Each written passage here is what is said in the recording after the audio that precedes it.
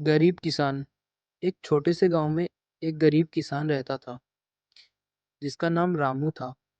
रामू की एक छोटी सी फसल थी जिसे वो बहुत मेहनत से उगाता था। लेकिन हर साल उसे मौसम की मार सहनी पड़ती थी। कभी बाढ़ आ जाती, कभी सूखा। एक दिन रामू ने सोचा कि अगर उसे अच्छे से खेती करनी है तो उसे मेहनत के साथ साथ सही ज्ञान भी होना चाहिए। उसने अपने गांव के सबसे बुद्धिमान व्यक्ति बाबा जी से सलाह ली। बाबा जी ने कहा, रामू, ज्ञान की असली धन है। तुम जितना सीखोगे उतना ही सफल होगे।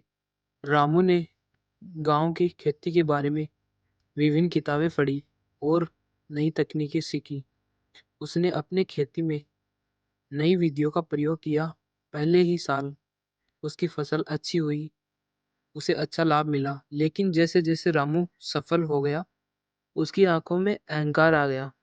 उसने सोचा कि अब उसे किसी की मदद की जरूरत नहीं है। उसने बाबाजी की सलाह को नजरअंदाज किया और अपनी फसल को अकेले ही संभालने लगा।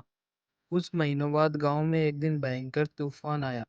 रामू की सारी फसल को नुकसान हुआ और उसका सारा मेहनत बेकार चला गया। रामू बहुत दुखी हुआ और समझ गया कि उसने अपने अहंकार के कारण गलती की थी। वह फिर से बाबाजी के पास गया और अपनी गलती का एहसास किया। बाबाजी ने कहा, देखो रामू, सफलता का असली मतलब दूसरों से सिखाना और उन्हें सिखाना। इस बार रामू ने गांव के अन्य किसानों के साथ मिलकर काम का निर्णय लिया। सबने मिलकर अपने अपने अनुभव साझा किए और नई नीति को अपनाया।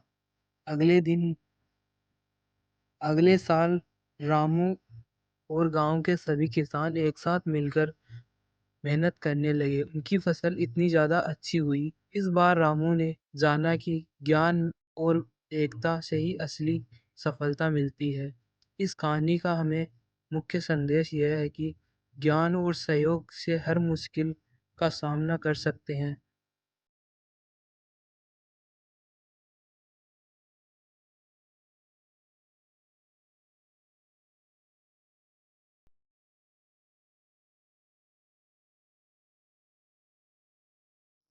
यह कहानी हमें मुख्य संदेश ये देती है कि ज्ञान और सहयोग से हमें हर मुश्किल का सामना कर सकते हैं।